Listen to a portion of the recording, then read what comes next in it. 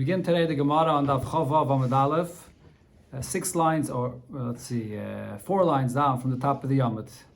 Going back to the Mishnah, the last case, the Mishnah spoke about the category of people that are apostle eidos. So the Mishnah said those that are sechrei shvius, they do business with the produce of Shemitah, and you're not allowed. The pasuk says la'achlas, for eating, not for business. So because they're being over on the Isser, that they gain money out of it, so they're apostle eidos. And that the Mishnah said, Amar Rab Shimon, in the beginning, they would refer to them as the ones that are gathering the produce from Shvius.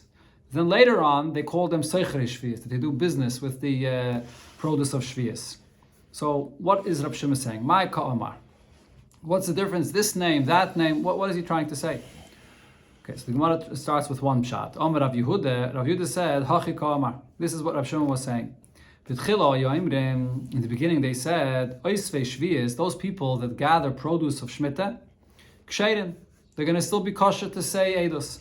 Now what we're talking about over here is, during Shemitah, they're gathering the produce. They're allowed to go around and gather produce to eat for themselves, or to use and privately to take it home, until the Zman Habir. In Shemitah, there's something called Zman Habir, which is when the animals out in the field don't have anything to eat anymore, then whatever you took privately home, you have to take out into the field. So these people, they're gathering, and they're gathering even extra, they're gathering a lot. But we say that they're eating it for themselves, or actually, if they have extra, they're even allowed to sell, as long as that wasn't their original intention when they were gathering this produce. And whatever they sell, whoever buys it has to take it out into the field when it comes to Zman Habir, or the money that you make off of it, you have to give out at the Zman Habir, at the time when you're supposed to put everything out. So therefore, these Eisvei Shviyas, they said in the beginning that they're kosher, because we're not suspecting them of doing any Yisr. Seichrin, however, those people that we see clearly outright that they're doing business with the produce of Shemitah, psulin, so they're apostle for Eidos. But then what happened was, when it became a habit that many people, they gave money for poor people. The rich people weren't interested in schlepping around to go and gather for themselves produce from the Shemitah fields. So they gave poor people money that they should go and gather food for them and gather extra and sell it to them. And the poor people went and gathered the produce of Shemitah that is, and they brought it for these rich people. So now they're not just gathering extra and then from the extra happen to have extra, so they're selling it. No. This was l'chatchila their kavanah. They're gathering extra for these rich people. That's mamish like a seichel. You're doing it l'chatchila for the business. So then Chazru Loima, then the Chachamim came and said, whether it's someone that we see is gathering, and he's gathering extra, or someone that's outright doing business with the produce of Shemitah, psulin. In both cases, it's going to be possible. So according to this pshat, when Rab Shimon says, what he's saying is, in the beginning they would say, they're only oisvin, they're only gathering, their intention is not to sell, so they're kosher. The Seicheren, the ones that are doing business, they're apostle. But in the end, they said, they called everybody Seicherei Shvius. They said, no, even the ones that are just gathering, but their kavanah l'chatchila is to gather extra for others that are hiring them or paying them for this. So therefore, they apostled everyone. That was the pshat that Judah said. Kashuba b'nei Rachba, but the children of Rachba asked on this pshat, that Hai Misharabu ha'anosim. In the Mishnah it says, that Rab Shimon said that later on, and that Misharabu ha'anosim, those that were forcing Yidden, that then they changed the halacha. But according to this pshat, Misharaba Tagarami Baile, it should have said that when there were many that the merchants, meaning when there were many that were gathering the produce of the Shemitah and they were selling it, then they passled everybody. So what's this? So the pshat that the Anosim, what is Anosim doing in the Mishnah? So therefore, Allah, the Gemara says the pshat is different. In the beginning, they actually said l'chumra, that echad zeh ve'echad zeh psulin. They said that whether you're outright being a seicher, making business with the produce of Shemitah, or you're just gathering the produce, they passled everybody. Because even those that are just gathering, they're gathering extra, and they're making business out of it. So in the beginning, Rab Shimon says, in the beginning they called everybody Eisvei Shviyas. What he means to say, everybody got the same name, Eisvei Shviyas, because even Eisvei Shviyas are also puzzle. As long as you're gathering extra produce from Shemitah, what are you gathering extra for? You're going to end up doing business with it. So then we were chayshid that l'chatchila, that's what they're gathering it for. So in the l'chatchila, they passled everyone. But then, Misharabu ha'anosin, when the anosin, It became a problem with the Anosim. Now, what's the Anosim? What is this? Arnuna. This is the Arnuna. This is a tax, a government tax that they put on the Yidden, that they have to give a certain percent of the produce for the king, for the government. And so then at that point, the Chachamim were actually mater to do business with Shemitah, or to even gather from the produce to be able to pay for the king. And even more, to even plant in Shemitah. Kedemach as Rabbi Yanai went and announced, Puku v'zaru b'shvius, you can go out and plant even in Shemitah, b'shum arnuna, because of this tax, the percent of the tax that you have to pay. So Rashi here explains, how could you be mater, this Isser of Shemitah, because of this tax? So he says that we're talking about Shemitah b'zman hazeh, which is only midrabanan, because today the Eretz Yisrael doesn't have the kedusha that it had in the time of the Beis Hamikdash. So b'zman hazeh, the Shemitah is only midrabanan. So they were Chachamim were mater it for this tax, to be able to pay the tax. Taisvis here says, the other Rishonim say that there was a pekuach nefesh involved in here. If you didn't pay the taxes properly, they could imprison you and you can die in prison. So it was a pekuach nefashis. So after there was this situation where you had to have the tax to pay for the government, chazru loymar, then they said l'kula, that oisvin ksheiden, those that we see that are gathering produce from Shemitah, they're kosher, because they're gathering it in order to pay the tax for the king. So we're not necessarily choshed them that they're gathering it for business purposes. Seichrim psulim, but only the ones that are actually seichrim, we see outright that they're doing it for business, they are the ones that are puzzled. So adarabah, later on, they were more makel, and they allowed that the oisvin, they're kosher. So the Gemara brings a story here in connection to this, about Shemitah. Rab Chia bar Zarnuki, Rab Shimon ben Yoitzadok, so these two Amoraim, have a ka'azli la'abishana, they were going on their way. Where were they going? They were going by Asya. They were going to the city of Asya to sit and make the calculations regarding the upcoming year, if they should be ma'aber the year, if should make it an Ibriya or not. Now here, this is an interesting detail. The place, Asya. Asya is outside of Chutz La'aretz. We had before in the Gemara that you can't be ma'aber the Shana outside of Eretz Yisrael. So Taisva says earlier there in the Gemara that when it says here Asya, it must be that they were just going there to sit and discuss the matter, but they weren't actually going to establish whether it should be Ibriya or not. But the Rambam and other Shayim actually prove from this Gemara that if you do have a great Chacham that knows the halachas and he's outside of Eretz Yisrael, you could be ma'aber the Shana even outside of Eretz Yisrael, like you see here in the story. So now Pagav Rish Lakish encountered them, Itful Badayu. So he decided he's going to join them. Omar, he said, Ezel, let me go, Echzin, I'll see, Heichi Avdi Uvda. How did they do this matter? What are the calculations that they take into account to decide about the year?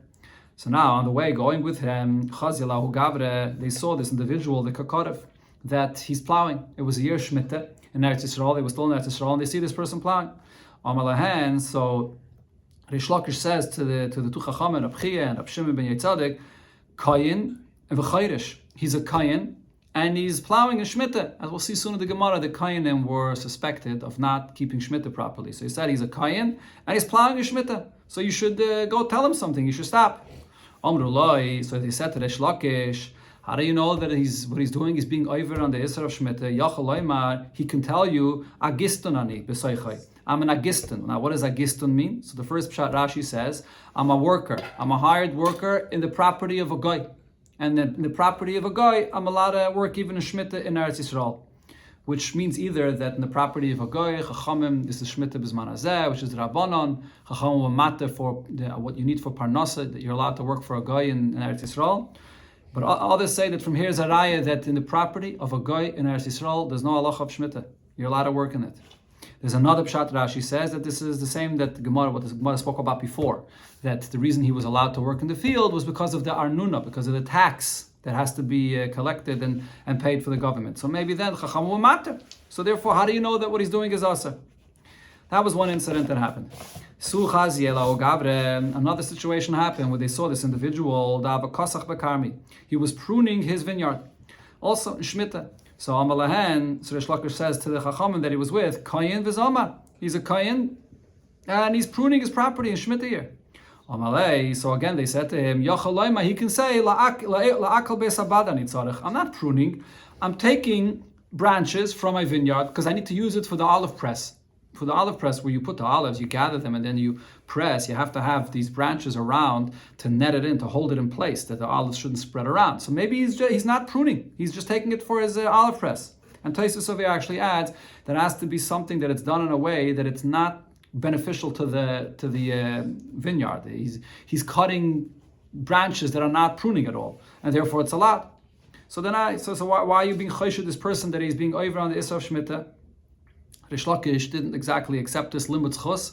Amalahem, he says to them, Halev Yedeya, the heart knows, im la'akal, if he's using it for the branches he needs for the olive press, im la'akal kalis, or it's just a deception. And really he is pruning his olive tree.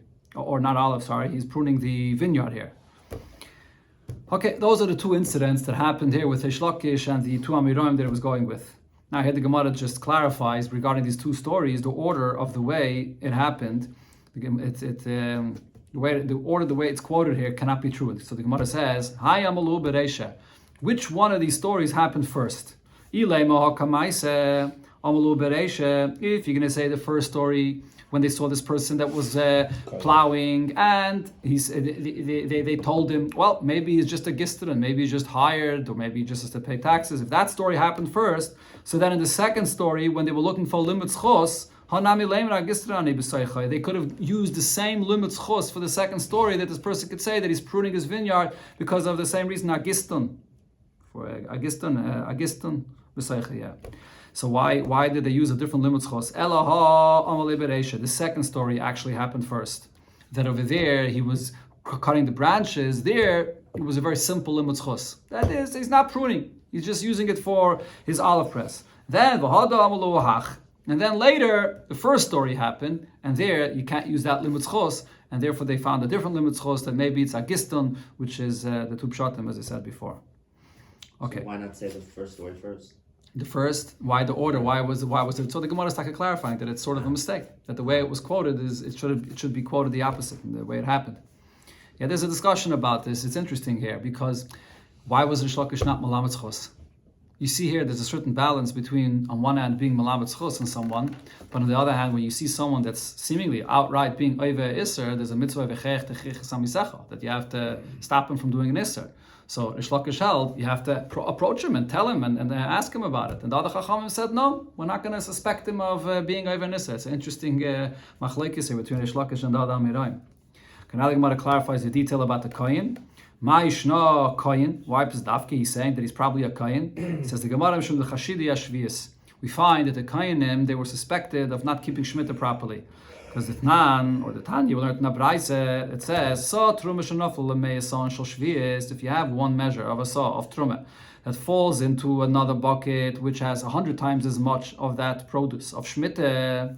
So now, the halacha regarding produce of truma is, tala, that it becomes bottle. The bittul beroiv by truma has to be 1 in 100. Together 101, then it becomes bottle, and then you can use it, you can eat it. Anybody can eat it, not just a kohen. The truma is bottle. However, pachas mikain, if it's less than 100 times as much of the truma that fell in, then you're kovu. You have to leave it to rat. Nobody can eat it. Now the question is, why are you leaving it to rat? And this the question was asked. Amay kovu? Why it should be left to rat? Yim kerenu lekohen. Let it be sold to a kohen. B'dmei truma. For the price, you can't sell it for the regular price because and nobody could eat it. It's not batal beroiv. Only a kohen could eat it, and the produce that only a kohen could eat has less of a value. So you'll sell it for the price of a truma. Chutz mitmei is a saw, but then you have to deduct the value of that one saw of truma that fell in, because that belongs to the kohen. That you're not selling. But otherwise, you can sell it all to the kohen, and the kohen will eat it. Rav Chia answered the name of Ules. I say Meres. From here we see, since the Bryce is speaking about a case where it fell into the produce of Shemitah, that nechshedu kohenim ashvius, that the kohenim are suspected of not keeping Shemitah, so we can't sell it to a kohen. So Rashi here explains that the pshat of the Gemara is, when you sell to a kohen this kind of produce, we're talking about Shemitah produce, right? You're not allowed to sell Shemitah produce, but as I mentioned before, there's something called the zman abir. If you're selling something to someone, you have extra food in your house, and you want to sell to someone else, you're allowed to sell. You're not allowed to take the produce for the purpose of business. But in this case, you have this truma here, and nobody's going to eat it. You don't have to let it rot. You can sell it to a kohen to eat, as long as the kohen will eat it before the zman abir, or the money that you earn from it, you only keep until that zman abir, but when that time comes, you have to put it out into the field. That's allowed. So what the Gemara is saying is, that's the reason why it can't be sold to the Kain. Because we suspect the Kain of not keeping Shemitah, you're going to sell it to the Kain, and the Kain, we suspect, will keep it in his house even after the Zman HaBir. So therefore, we can't sell this kind of produce to a Kain. So here, this is the source that we see that the Kain were suspected of not keeping Shemitah. And as it says in Mefarshim, the reason they got into this kind of behavior with Shemitah is because, just like Kainim, they're allowed to eat Trumah and Kachim, unlike other Yidden that have to be very careful with this. So they also were matter to themselves that the Kedusha of the land in the year of Shemitah, that it's also mutter for them. So therefore, they were suspected on this. Now, continuing back in the story before, with Rish Lakish, that joined these two Amiroim, Rab Chia and Rab Shimon. So Amru, they said about the Reish Lakish that was with them, Tereidu Hudain. He's annoying. He's annoying us every time he finds something that's bad. He wants us to get involved with this. Can't have him with us. So Kimatullah Asam, when they arrived to the place that we're going to in Asya, Silikul Igra, they took away the ladder where they were going up to a second floor to discuss the matter of the Ibur Hashana. And Shalful, so again, Silikul Igra means they went up to the second floor. And then Shalfu Ledarge Mitusei, and they took away the ladder. Then he shouldn't be able to join them. Okay, so now when this happened, Rish Lakish saw that they're not allowing him to join them. So Asa leKamed Rabbi Yechanan. Rish Lakish came to Rabbi Yechanan, and he says to Rabbi Yechanan, Amalei Bnei Adam Achashudin Al Shvius. People that are suspected of not keeping Shemitah. Kseirin LaAbed Hashana? Are they kosher to discuss the matter of Ibur Hashana or to be Ma'abed Hashana? In other words, what Rish Lakish was saying is, these are people that, when I showed them that someone is not keeping Shemitah, they didn't care. Probably because they themselves are suspected of not keeping Shemitah. They can be Ma'abed Hashana. Then Rish Lakish says, you know what? That's not my problem with them. Loy kashili. I have no question about this. Rather, my question is as follows. Midi dahave ashloi shirei bakar. Or, rather, the reason why I don't have a question is because we could compare our case to shloi shirei bakar, to three just plain shepherds of large livestock, and if you have such kind of shepherds, are they trusted for such a matter, to discuss such a great matter of Ibur Hashana? No, they're not trusted. But this was already quoted before in the Masechta here, that V'Rabbanan Chushbenayu Somech. The Rabbanan, they're Somech on their own Cheshbainis.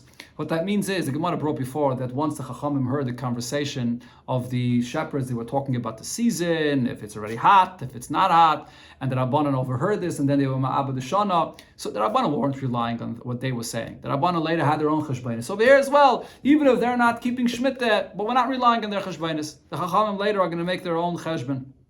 But then V'Hada Amar, then Rish Lakish, this is all, he's telling Rabbi Yechanan. Then Rish Lakish tells Rabbi Yechanan, Loi Dami.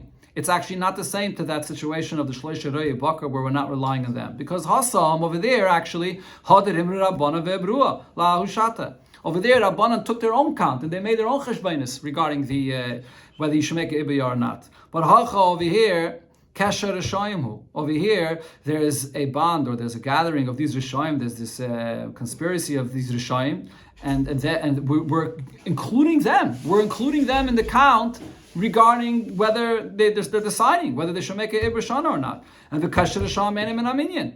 And therefore, how could you include them in the count to decide whether you should make Ibur Shana or not? So when Rabbi Yechanan heard this, that Rish Lakish is referring to these two great Amirayim as Rishayim, so he says, okay, this is very troublesome, that you're calling them Rishayim. Okay, now Kiyasal Kamed Rabbi Yechanan, when the two Chachamim, Rab Chia and Rab Shimon, when they came to Rabbi Yechanan and they overheard what Rish Lakish said about them, they said to Rabbi Yechanan, Karilon L'Roye Bakar. He referred to us as Roye Bakar, as shepherds of large livestock, and you didn't stick up for our honor, you didn't say anything about this. Amalahu, Rabbi Yechanan says, what should I do? If he referred to you as shepherds of small livestock, Maya Minile, what should I say to him? You really offended him. He was following you and you took the ladder away and he couldn't join you. So what could I do? All right, so when you get to the Rishayim, though, there Rabbi Yechanan did comment. The fact that he refers to them to the Rishayim, that was already too much. But when you get to this, that he called them Roye Bakar, I think the Marsha here says this was the derech by the Chachamim. They used to speak very sharply to one another. So that the fact that you offended him, so he offended you back. That he didn't comment about. Okay, now here the Gemara is going to go off on a different inyan, And it starts off explaining this expression. My kesher Rishayim. What's the source of this expression that Shlakish said about these Chachamim that they're Rishayim, and he calls it kesher Rishayim? What's this kesher, this gathering of Rishayim? Where does this come from? So the Gemara says as follows. The story is Shevna. There was an individual by the name of Shevna. This Shevna was the manager or the like a minister by Chizkiyahu HaMelech. So he himself was a great Talmid Chacham. When he would darshan and teach Torah, there was 13 or 130,000 people that were listening to him. That's how many people he had. When Chizkiyahu taught, it was less. Only 110,000 people were listening to him teach Torah, which was less. Okay, so now what happened in that time of Chizkiyahu HaMelech? Sanhedrin, that is, came and he placed a siege on the city of Yerushalayim. So Kosav Shevna Piske, Shevna wrote in a note and Shada Begire, and he then took a bow and arrow and he shot this note out of the city of Yerushalayim to Sanhedrin and his army, and he wrote as follows: Shevna v'siyata yeshlimu. Shevna and his camp, we are giving ourselves up to you. Chizkiyahu v'siyata lo yeshlimu. It's only Chizkiyahu and his group, which is smaller than me, they're not ready to give up. And now where do we see that this is what he did? Kshenamar, so we learned this, we darshan this in the pasuk in Tehillim where it says Kihina Rishayim Yidruchum Keshes. They prepare they have their arrow, or the bow rather. Kainunu chitzam al yeser. And then they put the arrow on the yeser, which is the string of the bow. And or here, the Mefarshim say that the Gemara Darshan's yeser means that he was telling Sanhedrin, yeser, I'm more. My camp is bigger than Chizkiyahu's camp, and therefore we, which are the majority, are ready to give ourselves up for you. Now, when Chizkiyahu heard about this, Chizkiyahu got afraid. Amar, he said, maybe Hashem is going to follow and go after the majority that's ready to give up for the city of Yerushalayim. So because most are ready to give up, so then everyone else is also going to be given over to Sanhedrin. So the Navi Yeshaya came and told him, don't say that there's a gathering to anybody that comes and creates their camp. Just because Shevna gathered a camp and is ready to give himself up, his camp is not considered to be a camp. What does this mean? His camp is a camp of Rishayim. That's not called a majority. If it's a majority of people that are Rishayim, you don't have to worry about what Shevna did. So now, this Shevna wanted to actually rebel against Chizkiyahu, or he wanted to take over the kingdom after Chizkiyahu. So Halach lachtav lekeve bekivre beis David, in order to go and show the fact that he's going to take over the melucha from Chizkiyahu and from the house of David. So he went to dig himself a grave by the burial places of David HaMelech. But Navi Vamaloi, so Yeshaya Navi comes and tells him, "What are you doing? Malachapai umilachapai." What are you doing here? Who are you that you're coming here and that you're digging yourself a grave amongst the kings? You're not taking over the kingdom. And then he said that Hashem is going to punish you. Hashem is going to make you wander, the wandering of a man. So Amar Rav says, what does it mean that it says specifically that he's going to be punished to wander like the wandering of a man? Why dafka a man? When a man has to wander, it's much harder for him than a woman. A woman, people pay attention to her and help her, but for a man, it's much more difficult. And he also told him that his punishment will be v'oitcha otoy, and you're going to have to wrap yourself up. What does this mean? This means that he became a mitzayra. Here it says, that he's going to have to wrap himself. And it says by a mitzayra, that he wraps himself and he has to cover his face. He has to cover his face until his top lip. So we see that this expression of wrapping is by a mitzayra. And then he also told him, Tzanoif yitznefecha tzneifa kader al eretz rachvas yadayim v'goymer. So, which means, it simply means that he's going to wear a hat, but his hat, there's a round hat around his head. What it hints to is the fact that he's going to be wandering around and around all over the world. And then the pasuk there concludes and says that he's going to be far away, in Eretz Rachvas Yadayim, and Shama Thomas v'Shama, and over there he's going to die over there, and he's not going to be buried like he tried to be buried over here by the kings, by David. So Tana and Abraisa we learned that explains this pasuk. Who bikesh kloim beis Adonai? He was trying to bring an embarrassment to his master's house, to Chizkiyahu HaMelech.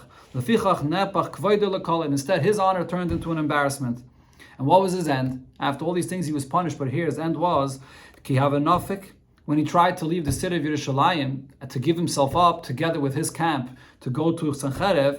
So nafak, so he left the city of Yerushalayim. Nafakiyu, he himself left, and his camp was following him. They were going to leave with him. But Asa Gavriel, the Malach Gavriel came, and he closed the door right in front of the rest of his camp, and nobody was able to follow him. So he found himself outside of the city of Yerushalayim, all by himself. So what happened now? Amrulei. So the people of Sanhedrin asked him, where's your whole camp that you said? You wrote to us that you and your entire camp, 130 people, 130,000 people that is, are coming and giving yourself up together with you. So Amar, he said, they retracted, they left me alone. Amrulei, they said to Shevna, you're making a mockery of us, that you're giving yourself up, and now you come yourself. Nakvu by Ikvav, they took him and they made holes in his heels. Vetalu, and then they hung him with zinvei susayim in the tails of their horses. And they were dragging him around on thorns and thistles. This is what ended up happening to him. Rabbi Lazar said about Shevna Baal Hanoya. This Shevna was a person, either the simple pshat is he's a person that looked for pleasures for himself. Or another pshat, Rashi says that he was involved in Mishkav Zachar. Okay, now, so meaning we said before that this Shevna was a great Talmud Chacham. He taught a lot of Torah, but nevertheless he was a Balano. How do we know this? Ksiv Hacha. Here the pasuk says, Lech boya l'seichan hazeh. Go and come to this Seichem, which is the manager of the whole palace over there by Chizki. He was the one that managed everything, so it calls him the Seichem. Uksiv Asam, there's a pasuk that it says by David HaMelech, Vatihi loy Seichenes, and she'll be for him a Seichenes, which means that they brought a girl to be a warmer for him. So over here also means that he was warm in his taivus and his hanav elam hazeh. That's therefore this was in the end his downfall.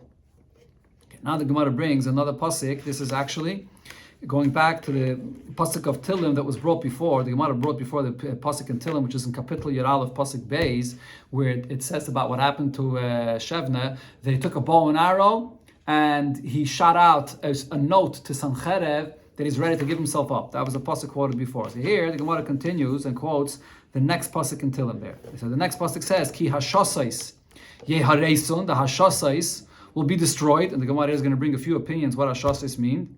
And if that happens, Tzaddik Mapal. What is the Tzaddik, which refers to the Eibishter? What has the Eibishter accomplished? So what does this mean? Rav Yehuda and Ravena argued about what Hashasais means. Chadoma, one of them said that this refers to this story. Ilu Chizkiya v'sayatim ne'erasen, if Chizkiya and his camp will all be destroyed, that means Hashasais. The Gemara will soon explain why Hashasais means Chizkiya, but if Chizkiya and his camp will all be destroyed, then Tzaddik Mapal. What has Hashem accomplished? V'chadom, another one says, it also refers to the story, but it means Ilu, Beis HaMikdash Yehareis, if the Beis HaMikdash will be destroyed, Tzaddik Mapal. What has Hashem accomplished? Now, however, V'ula Amar, Ula says, no, the pshat of Hashasais actually goes on Shevna himself. Ilu machshavaisav shel oiser rasha einen narasais, if the bad thoughts of this Rasha of Shevna will not be destroyed, Tzaddik Mapal, what has Hashem accomplished? In other words, the way to read the pasuk is, Ki hashasais yareison, that if the bad thoughts of him will be destroyed, then it's good. And if not, the pasuk is like written shorthanded, and if not, Tzaddik Mapal, what has Hashem accomplished? So those are the three pshatim here, whether Hashasais refers to Chizkiah and his camp, or refers to the Beis HaMikdash, or refers to Shevna himself, his bad thoughts. So now the Gemara explains what's the source of these three interpretations in the meaning of the word. The meaning of the word Hashasais. Says the Gemara, Bishleim Elamando Amar, according to the opinion that says Elo Machshavais Shalaisir Rasha, that the word Hashasais refers to the bad thoughts of this Rasha of Shevna. Haynu Dechsiv Ki Hashasais Yareisen. We understand how it fits into the word of Hashasais Yareisen, because the term Hashasais means that's what Rashi brings over here, that his heart, it refers to a person's thoughts and his heart. Hashasais means a foundation or the walls of a person's heart. So we find that the Lashon Hashasais refers to the thoughts of a person's heart. So over here it means the bad thoughts that Shevna had. According to the opinion that says that it refers to the Beis Hamikdash, that if the Beis Hamikdash will be destroyed, then what has Hashem done? So we can understand why Hashasas refers to the Beis Hamikdash. That's not because we learned in the Mishnah, from the time when the first Beis Hamikdash was built, with David and Shlomo HaMelech and so on, there was a rock in the Kodesh HaKadoshim, and that rock is called the Even Shesiyah. The reason it's called Even Shesiyah is because Shesiyah means a foundation. And this is the foundation of the world. The world is created from this, as the Gemara says in another place. So we understand why the Beis Hamikdash is called Hashasles, the foundation of the world. But according to the opinion that says that it refers to Chizki and his camp, where do we find that Tzaddik Dikri Shasles? Where do we find that Tzaddikim are called with this term of Shasles, which means a foundation? Answers the Gemara, we find it in a few places. The Chsiv, the Pasuk says, Ki Lashem mitzuke yaretz. For the Eibishter, there is the ones that are the foundation of the earth. Vayashas aleim tevel. And the Eibishter builds on them the foundation of the entire world. And that's who is referred to. It refers to the Tzaddikim. So we see that the Tzaddikim are called the foundation. So therefore Chizkiah and his camp are called the Hashasais, the ones that are foundation of the world. Or there's another Pasuk where it says, Hifli Eitza, that the Eibishter had a very wise advice, Higdil Tushia, and he had the greatness of the Tushia, which refers to the Chachmeh of the Talmidei Chachamim that learned Torah. So as the Gemara is going to bring a few pshatim, why the Torah is referred to with this term of Tushia, and over here as well, the Lashon Hashasais is the same like this Lashon Tushia. So Amar Rab Chanan said, Lama Nikra Shema Tushia. Why is learning Torah referred to, the ones that learn Torah are called Tushia? The answer is, when a person learns Torah, it weakens the physical body of a person. Right? So the Mefarshim actually say that what this means is a person that works with physical labor, it might make him physically weaker than someone that learns Torah. But what it means is, when someone's involved in learning Torah, then the taivas of the guf become weaker. Davar acher, another pshat, Tushia means shenitna b'chashoy. That Tushia means that Torah had to be been given quietly. So Tushia also means quietly. What's the reason for this? Mipnei hasatan, because of the satan that would come and they wanted to be mekatlik, not to give you the Torah. Davar acher, a third pshat, Tushia means, it refers to Torah, but the Torah is called Dvarim Shel Toyu. Torah seems to be just simple words. It's just, you understand more, you understand less, it's just words of Torah. But nevertheless, the entire world, the foundation of the entire world is on these simple words of Torah, and that's why the Torah is referred to as a Tushia, as a foundation for the entire world. Amar Ole said, Machshave Mayeles, a person's thoughts will have an effect, afilil divrei Torah, even regarding divrei Torah. Now, what does this mean? So, in the first pshat, Rashi says this means when a person is worried about his parnasa, and he has the worry of his parnasa, and because of this, it will cause him mayelas. It will cause this person to forget what he learns in Torah. Because of his worries. And so Shanema, we see this because the pasuk says, "Meifer machshavos harumim." The Eibishter takes away, he gets rid of the thoughts of the arumim, of the wise ones that learn Torah, so that their involvement in learning Torah, which is Tushia, which is learning Torah, should not get weakened in their learning of Torah. So the Eibishter takes away their problems of their parnasa, so they should be able to learn Torah, because otherwise those daigas that a person has about parnasa will prevent him of remembering, Rashi says, of remembering what he learned. Another pshat, an interesting pshat, Rashi says here is that what this Gemara means is the thoughts that a person has when he makes a plan for himself, and he says, I'm going to learn this and this amount of whatever it is up until this and this time. He sets a certain date. And then Rashi says that what it's saying over here is that the Eibishter is made for this. The Eibishter makes that he should not be successful in his plan, that he should not be able to do this. Right, Rashi says, if a person says, Ad Yom Ploni, until this and this day, I'm going to finish this and this Masechta, the Eibishter takes away his plan. Very interesting. What's the reason for this? Yeah. So, Bepashtus, it looks like the reason is Rashi's pshat is because the person is doing it with an attitude where he's relying on himself. But I can get it done, and he makes himself this day, and he has to realize that he needs siyata d'shmaya for this. But I think I saw that others say that the reason is because the person could actually learn more. But he gives himself a far date, and he says, by this and this time, by then I'll finish this Masechta, but he could have finished much earlier. So because he could have learned much more, so then the Eibishter proves to him that even that little that he set for himself to learn, he's not going to be able to manage that either. But if he's going to learn properly, then he'll do whatever he has to. He'll be able to learn.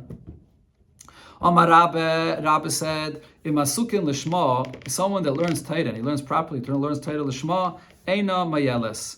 So then, all the machshavas that the person has regarding his thoughts and parnasa and things that can then disturb his learning or cause him to forget his learning, it's not going to cause him to forget his learning. Shenemar, as the pasuk says, Rabbis machshavas belevish, person has many kinds of thoughts, and this is the machshavas of parnasa, but vatzas Hashem, he sokum. The eitz of the Eibishter, that remains with him, which means eitz sheyesh bo dvar Hashem, the eitz, which refers to the Chachma of Torah, which is the words of Hashem, he takum lo'ilam. That remains with the person forever if his limud of Torah is Lishma. Okay, the Gemara now goes back to the Mishnah. Amar Rabbi Yehuda ein Messiah. In the Mishnah, it spoke about the ones that are apostle for Eidos, or for being a judge. And the first case the Mishnah they said was the Mesachik B'Kuvi, a person that's gambling. And with that the Gemara brought, Rabbi Yehuda said, ein Messiah, when is that the case? If he doesn't have any other profession. But if he does, then he's still going to be kosher Eidos. Amar Rabbi Avo, Amar Rabbi Lazar, halacha Rabbi Yehuda. We pass like Rabbi Yehuda. Which means that over here the Gemara is going like the opinion that was quoted before, that there was a machlokes about this. Before the Gemara brought an opinion that there's no machlokes. If it's a machlokes, we pass like Rabbi Yehuda. Amar Rabbi Avo, Amar Rabbi Lazar, Kulan, all the psulei edus that are mentioned here, tzrichen achraza bebezdin. They're only going to be pasul once the bezdin announces that they are pasul. And if bezdin announces and they're not holding themselves back, then they're going to be pasul. Now, so this is beneged to the psulim that we're speaking about here, as we'll see soon. This is only the psulim of the Rabbanan that are mentioned over here. Now, roye, when it comes to a shepherd, that we said that the shepherd is someone that allows his sheep to go into private property. So, what's the story with the shepherd? Is it also the same thing? Only if it's announced about him? Pligi bar Ravacha bar Ravina. So Ravacha and Ravina argued about this. Chadama one said, boyach roza. Yeah, all by him as well, it's necessary to announce his psul. Chadam another says, loy boyach roza. No, by the shepherd, it's not necessary to announce, it'll be puzzle. So the Gemara says, Bishleim laman dama loy boyach roza. It's understood according to the opinion that says that it does not have to be announced. Hainu dama Rav Yehuda Marav. This is what we had quoted already earlier in the Gemara that Rav Yehuda said in the name of Rav, Stam roye puzzle. We can assume any raya that he takes his sheep into private property, and therefore any stam raya is possible. So therefore, there's no need to announce anything about him. But the opinion that says that you do have to announce this, my stam raya possible. So why are we saying that a stam raya is possible? You should have to announce it because to note that what he's doing is not right and he should not do it. But otherwise, a stam raya is not possible. So the Gemara says, no, the bistome machrizin alei. What it means to say is that by a stam raya we will be machriz, but not that it's going to become possible automatically. So the Gemara says, Hahi matona. There was a story as follows. There was a star of a gift. Who were the Edom that signed on this star? Two people that were thieves. So Savara Papa Bashmuel Lachshura. So Papa Bashmuel thought to say that we could still be machsha the star with the signatures of these two thieves. Why? Because it was never announced about them that they're puzzle. Amalei Rave. So here Rave said, no, there's a difference. What we said before that you have to announce, that's only by these cases that are gzelim b'darabanan. But the gazlan da'iraisa, but a person that's a gazlan and a Torah, like these thieves that signed the star, me being an achraza, you don't need any achraza there. It's clear what they did is also, and they're going to be posted right away. The Gemara brings a simin for the continuation of the Gemara here. Simin, davar, v'arayis, and ganef. Amar Rav Nachman. So here the Gemara adds additional psulim for Eidos. So Rav Nachman said, Oichli davar acher, psulim le'Eidos. What does Oichli davar acher mean? It doesn't mean like what it sounds. Rashi says Oichli davar acher means those that are makabel tzedakah from goyim. They're going to be puzzle for Eidos. And the reason Rashi says is because it's a chilul Hashem, the fact that they're taking money from goyim. And anyone that is doing something because of money, we see that he's going to do anything for money, then he's going to be puzzle. That's Rashi's plan. It's a chilul Hashem. What's the chilul Hashem? That goyim see that Yidden are not supporting one another, and they have to accept tzedakah from goyim. So that's a chilul Hashem, that Yidden can't support one another. That's Rashi's pshat. There is another pshat that this person is ready to embarrass himself. He's ready to embarrass himself to go to a goy to ask tzedakah. So that shows he has no self-dignity even for money matters. So therefore he becomes puzzle Eidos. When will he become puzzle if he takes tzedakah from goyim before Hesia? If he's doing this publicly, taking from goyim money. Avo betzine, but if privately he's taking money from goyim, so then he's not going to be pasaledus. And even if he's taking money from going publicly, it's also not said that he's pasaledus. He could have gotten money from a guy privately. And he's embarrassing himself publicly to take money from goyim. But if it's impossible, so then he needs this for his livelihood. And the Torah says that this is without this he can't live. So then he won't be pasaledus. Rav Nachman said, another case of someone that's pasaledus, a chashud al arayis. So Rav Nachman actually said someone that is suspected of having forbidden relationships, kashaledus. He's still kashaledus. Why? Because this is not a matter that pertains to anything that with money. He's just being over on a iser, but it's not with money. But Rav Sheshes said about this, Ani Mari Arben Bekatve Bekosher. This is a person that. So let me read this again. Rav Sheshes said, Ani Mari, answer me, my master. Arban Bekatve. This is a person that deserves to get 40 lashes or 39 lashes. He deserves malchus for the forbidden relationships and the kosher. And then at the same time, you're going to tell me that nevertheless he's kosher. In other words, what he was saying is he's a rasha. And a rasha is not is pasul. So Rav said, Rav Nachman, but Rav Nachman will agree to Rav Sheshes that if he's coming to say a testimony about a woman, that over here he will be pasul. Rav Nachman was saying that he's over on the Isser of Arayis, so to say this regarding money matters, he's not suspected to do anything wrong in money matters, so there he's going to be kosher. But regarding a woman, here he will be pasul. When it says here that for a woman he would be kosher, that's only if he's coming to testify about a woman to take her out from her husband. Let's say he's coming to testify, her husband died, her husband divorced her. So now we suspect him, because this is a person that's over on arayis. He may be saying this eidos because he wants to have a relation with her. So then he won't be believed. If he's saying eidos about this woman that she's married or that she is an eishes, then there's no chshad that he's saying a lie. So the Gemara asks, Pshita, isn't this obvious? Of course, if he's saying that she is an eishes, why should we suspect him for lying? Says the Gemara, I would think, that for him to be over on this Isser of Arayis, this is better for him. Why the pasuk says that a person does the Isser and it's something that's stolen waters, meaning it's something that's Asr and he does the Isser. Yimtuku, it's even the taiva here is even more, it's even sweeter. So maybe I would think in this case when he's saying Eidos that this woman is Asr, that it makes his taiva stronger. It's more geschmack for him. So maybe he would still lie about this. The Mefarshim point out that this is like a double mayim genuvim, because when he's saying this lie that she's Asr, he knows the emes that she's not Asr. So the mayim genuvim over here is side the fact that she's Asr, and he's saying Eidos, which is also a lie. So, but be'emes she's really mutter, but he's saying the lie to make her look like she's Asr, to create nadamayim genuvim. I would think that would be the case over here. But Kamash Malan, therefore it's saying that no, that in such a case, we believe him, we don't suspect him. The Kama, why not? Because the Kama hochi shchichele. As long as she's mutter, she'll be more available for him to have a relation with. Another case, as the Gemara of Amar Rav Nachman said, Ganav Nissen, if a person steals in the month of Nisan, if a Ganav Tishrei steals in the month of Tishrei, lo yishmei Ganav. He's not a Ganav, he's not pasaled. So the Gemara explains right away here, what are we talking about? We're not talking about Stama Geneva.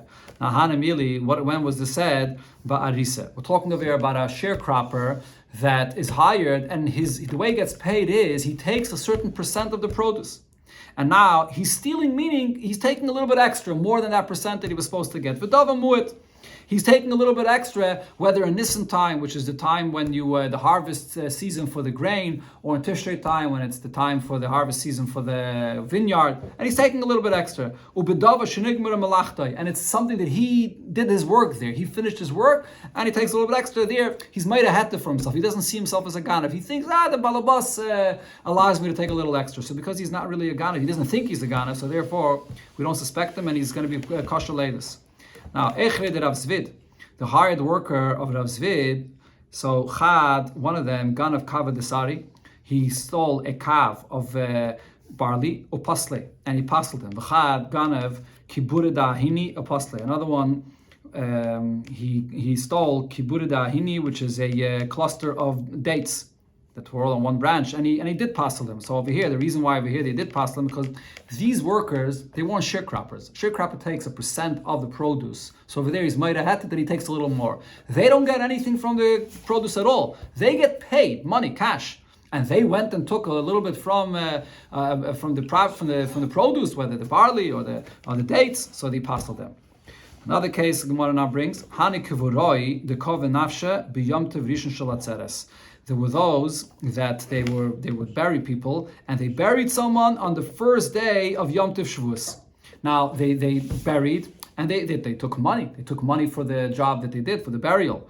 And they did it on the first Yom Tov Shavuos, but you're not allowed. You have to wait on the first. If someone has to be buried in the first Yom Tov Shavuos, the Gemara in Beis says the halacha is a goy has to do the burial. On Yom Tov Sheni shel Galiyas, a yid is allowed. But they did it on the first day of Yom Tov Shavuos, and they thought that they're doing a mitzvah.